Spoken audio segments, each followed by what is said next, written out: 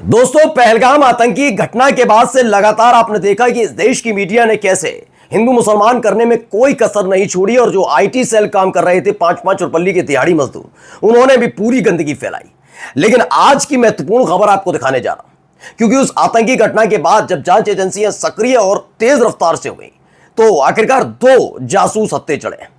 खास बात यह है कि कल तलक हिंदू मुसलमान धर्म देखकर गोली मारी, ये किया वो किया, इसका पाठ देश को पढ़ाने वाली मीडिया अब खुलकर इस पर डिबेट नहीं कर रही कि उन 2 जासूसों का धर्म क्या है, नाम क्या है।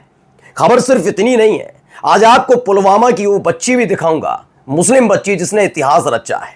आपको दिखाऊंगा कि कैसे बार बार मोदी सरकार की, यूं कहा जाए सरकार की चाटुकारिता करने वाले पत्रकारों की फजीहत हो रही है। दूसरी तरफ कई ऐसे पत्रकार हैं जो अपने आप को सरकार से, नियम से, कायदों से, कानूनों से ऊपर मानते हैं, क्योंकि आदेश तो सबके लिए जारी हुआ था कि सेना की मूवमेंट और सेना के ऑपरेशन से संबंधित कोई खबर नहीं दिखाएंगे। लेकिन जब सरकार के मुखिया ही उनके मालिक के दोस्त हो जाएं तो चैनल को दिक्कत किस बात की। मैं वही खबर आपको दिखाऊंगा यह खबर भी आपको कि कैसे सिर्फ बीजेपी शासित राज्यों में मुसलमानों के खिलाफ कार्रवाइयां नहीं होती हैं। यह एक दौर है कि बिना मुसलमानों के किसी की रोजी रोटी नहीं चलती, नहीं चमकती सियासत। तो कांग्रेस शासित प्रदेश के अंदर भी खुलकर वही तमाशे हो रहे हैं। नमस्कार, मैं हूं प्रज्वल गौतम और आप देख रहे हैं द लाइव टीवी।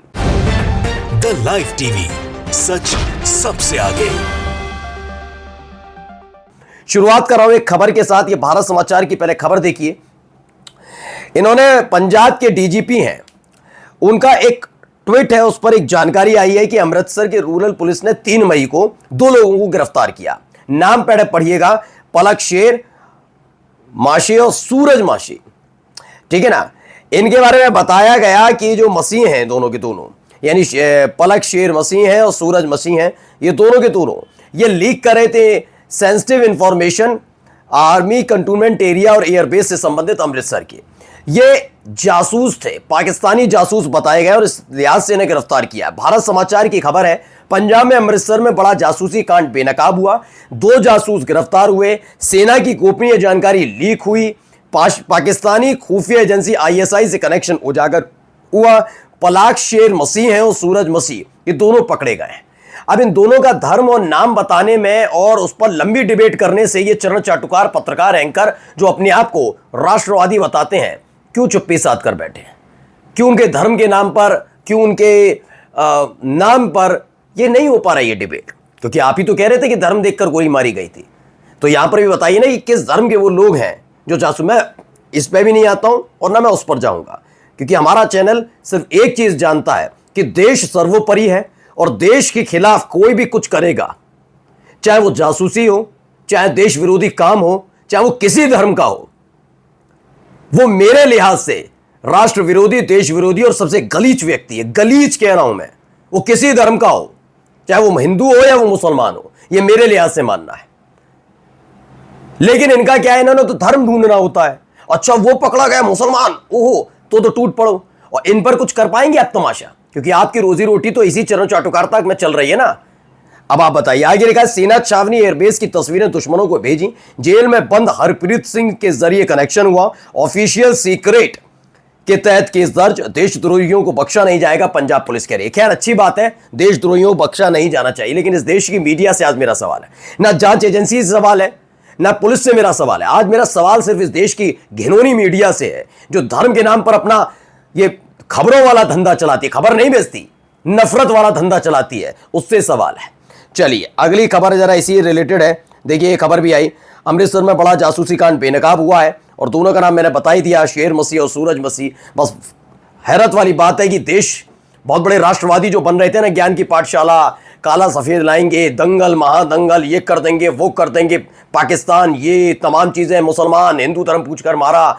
जासूसी कांड पर लंबा डिबेट होना चाहिए, नहीं होना चाहिए, पूछना चाहिए ना कि धर्म देखकर वहां गोली मारी थी, अब धर्म देखकर कौन जासूस बन रहा है, कौन बन रहा है जासूस? लेकिन इस पर बातचीत नहीं की जाएगी। चलिए एक महत्वपूर्ण खबर और आपको दिखा रहा हूं, जरा ये देखिएगा। कौन है लड़की, पहचानिए।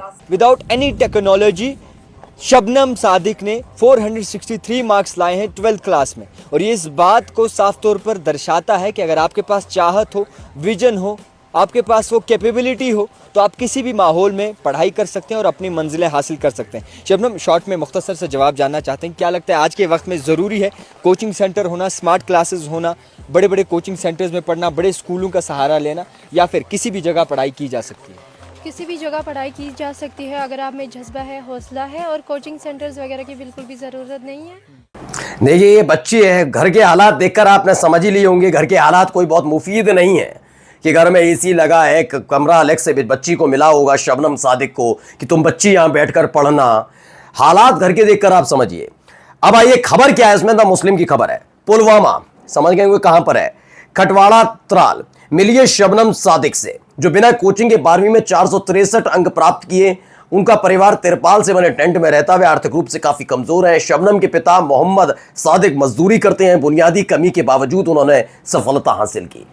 तो साहेब सुन रहे हैं, पंचर नहीं जोड़ते हैं। देख लीजिए, अभी इससे पहले वाली में भी आपने देखा था किस तरीके से मुसलमानों ने परचम लहराया था। तब आप वक्फ कानून को, वक्फ बिल को लेकर बहुत ज्ञान की पंजीरी बांट रहे थे। देख लीजिए, पंचर जोड़ने के काम नहीं आते। हाँ, पंचर वो जरूर जोड़ेंगे जो आपकी विचारधारा और आपकी पार्टी को मजबूती देने के लिए मस्जिदों के सामने झंडा लहरा रहे हैं और अपनी ही सनातन परंपरा से जुड़ी हुए त्योहार और शोभा यात्रा में गंदे गंदे और घिनौने घिनौने गाने बजा रहे हैं। उनका काम यही रह जाएगा आने वाले वक्त में। मुसलमानों के बच्चे ये कर रहे हैं, आर्थिक तंगी में रहकर भी। खैर, आगे चलते हैं। एनडीटीवी की खबर है, पाकिस्तान से कोई भी चिट्ठी भारत नहीं आएगी और डाक और पार्सल सर्विस अस्थायी रूप से रोक दी गई है। यानी पूरी तरह से रोक लगा दी गई है, लेकिन रोक तो जासूसी पर लगनी भी चाहिए। जिस तरीके से पकड़े गए, कितने ऐसे और जासूस हैं जो काम कर रहे हैं, सक्रिय कर रहे हैं, बिल्कुल पहली फुर्सत में। जांच एजेंसियां, नो डाउट जांच एजेंसियां सही तरीके से काम कर रही हैं। पिछले कई दिनों से मैं सुन रहा था, बड़े बड़े ज्ञानी पंजीरी बांट रहे थे, गद्दारों को ढूंढना चाहिए, गद्दारों को। अमन चोपड़ा ज्यादा ज्ञान दे रहे थे। बिल्कुल गद्दारों को ढूंढना चाहिए, ऐसे गद्दारों को ढूंढकर गिरवा पकड़कर खींचकर ले जाना चाहिए और काल कोठरी में डाल देना चाहिए, जो अपने देश की नहीं, सिर्फ अपनी टीआरपी की और अपने चरण चाटुकारिता की और अपने आका की बारे में सोचते हैं, देश के बारे में नहीं सोचते। वो तो जासूस तो है ही है, ऐसे कई और भी हैं। अभी दिखाऊंगा कौन कौन है, अभी आप देखिएगा। ये देखिए, ये इस चीज पर मनाही है, वो भी किया जा रहा है। देखिए, जहां ये लॉन्ग रेंज पेट्रोल मूव कर रही है, ये एलओसी के बहुत पास है और इनका दो मकसद है इस एलआरपी का। एक तो मैं ज्यादा नहीं दिखा पाऊंगा, बस इतने से ज्यादा हम नहीं इसको मंजूरी देंगे। न्यूज 18 की ये खबर है। सोचिए, ये अरुणिमा है कोई न्यूज 18 की, जिन्हें वहां भेजा गया है, एलओसी के पास कैसे मूवमेंट कर रही है, क्या हो रहा है, क्या क्या हमारा ऑपरेशन क्या। आप कौन होते हैं? मतलब ये चैनल इतना बड़ा हो गया न्यूज 18 कि देश की सरकार के बनाए गए नियमों की धज्जियां उड़ाएगा। और सरकार क्यों देख रही है? कहां गया ये सूचना प्रसारण मंत्रालय जो बात बात पर इसका चैनल बंद कर दो, उसका चैनल बंद कर दो, यहां ये देश विरोधी दिखा रहा है। ये क्या है? इस पर नजर इसलिए नहीं जा रही कि अंबानी का चैनल है इसलिए? बताइए ना, जवाब दीजिए। ये कैसे वहां तक पहुंचे? हिम्मत कैसे हुई, हैसियत कैसे हुई इस चैनल की? सिर्फ मालिक की वजह से, मालिक के नाम की वजह से। जिस मालिक का लड़का बड़े बड़े पत्रकारों को हाथी की खिचड़ी खिला देगा, इतना बड़ा आदमी हो गया कि वो अब देश की सुरक्षा से भी खिलवाड़ करेगा उसका चैनल। हाँ, ये काम कोई और करके देख ले, चैनल बंद, देशद्रोही और देश विरोधी गतिविधियां, आर्थिक सुरक्षा नियमों के हवाले, ये तमाम चीजें दे दी जाएंगी। देखा ना 4 PM के साथ क्या हुआ? आप यहां पर देखिए, यहां पर तो उड़ाई जा रही है खिल्ली। ये देखिए, एक और जरा सुनिए, दीदी को भी सुनिए, दीदी उसी चैनल से हैं। बताएंगे कि कब करना है, क्या करना है? अच्छा नहीं, सेना बताएगी ना, हम नहीं बताएंगे। अच्छा हुआ आपने बता दिया। ब्रेकिंग न्यूज है कि पाकिस्तान के 2 टुकड़े होने वाले हैं, इसलिए हमें रुकना चाहिए, धैर्य करना चाहिए। अब वो तो देखिए आपकी समझ से आप पता लगाइए, आपकी समझ और आईक्यू से आप पता लगाइए। बोलने दीजिए, आईक्यू की बातें आप खुद बोले जा रही हैं बार बार। मैं कहा पूरी चौपाई सुना दी आपने, सुनिए, जो मन में आपके आया वो सब बोल दिया आपने। अब आप चाह रही हैं पूरा शो आपको कैसे मैं डेडिकेट कर दूं रागिनी जी? नहीं, आप डेडिकेट किसी को मत कीजिए, आप मोदी जी को करिएगा बाद में, लेकिन पर मुझे एक लाइन बोलनी है। आपको लगता है वो आपको सुनेंगे फिर अगर डेडिकेट कर भी? मैं सोचिए, ये रूबिका लियाकत हैं, ये बता रही हैं कि आपको सुनेंगे फिर। सोचिए, ये स्थिति बनाती है। खैर, ऐसे ही लगातार ये लताड़े जा रहे हो, क्योंकि ये तो नियमों की धज्जियां उड़ा रहे हैं, शर्म तो आ नहीं रही इन चैनल्स को। अब आइए, कुछ खबरें हैं जिसे संदीप मनुदांडे उन्होंने ट्वीट किया, अलग अलग अखबारों की खबरें हैं। Day before Pahalgam scare, there was a intel alert of attack on tourists. Top official. ये खबर है, इसमें बताया गया है कि जो टॉप ऑफिशियल्स ने उन्होंने बताया था कि पहलगाम में जो अटैक हुआ, मास स्केयर हुआ, जिस तरह से हमला हुआ, आतंकी हमला, उससे पहले ही इसकी खुफिया जानकारी मिली थी कि टूरिस्ट पर यानी पर्यटकों पर हमला हो सकता है। ये खबर है बकायदा। ये among 4 terrorist 2 from south Kashmir में have hoarded tourist to site. ये देखिए, no security in meadow at time of terror attack. मतलब अलर्ट मिलने के बावजूद वहां पर्यटक मौजूद थे। ये किसका फेलियर है ये तो बताना पड़ेगा ना, क्योंकि आपने नैतिकता के आधार पर, एकजुटता के आधार पर आपको देश का समर्थन चाहिए, विपक्ष का समर्थन चाहिए। पूरा देश एकजुट खड़ा है, पूरा विपक्ष एकजुट खड़ा है, लेकिन हम क्या कर रहे हैं? हम हंसी ठिठोली कर रहे हैं। हम बता रहे हैं कि किसके कहां होने पर मंच पर कौन कौन बैठा है तो किसके पेट में मरोड़ होगी, किसकी नींद हराम हो जाएगी। हम ये ज्ञान की पंजीरी बांट रहे हैं, लेकिन ये नहीं इस पर जैसे सवाल किया कि सरकार की फेलियर है, देशद्रोही, और आप हंसी ठिठोली करेंगे, ये तमाशे करेंगे। इस पर भी जवाब अब आपको देना होगा, चाहे आप कुछ भी करते रहे। ये देखिए, डे बिफोर अटैक, ये मैंने दिखाया भी, intel hinted a terror plan to hit Jammu Kashmir tourist sites. ये पहले से इंटेल यानी कि खुफिया जानकारी मिली थी उसके बावजूद। वहीं बीबीसी न्यूज हिंदी की खबर है, भारत के बॉर्डर के पास बने मदरसों को क्यों बंद कर रहा है पाकिस्तान, यानी मदरसों को बंद करने का काम पाकिस्तान कर रहा है क्या, इस सवाल उठाया गया है। वहीं लोग अब पूछ रहे हैं, 26/11 के बाद मनमोहन सिंह जी को चूड़ियां भेजने वाली इस आंटी ने चूड़ियां पहननी बंद कर दी हैं क्या? ना उरी के समय चूड़ियां भेजी, ना पुलवामा के समय और ना पहलगाम के समय। बेचारी अब तो इस समय परिदृश्य से ही गायब है।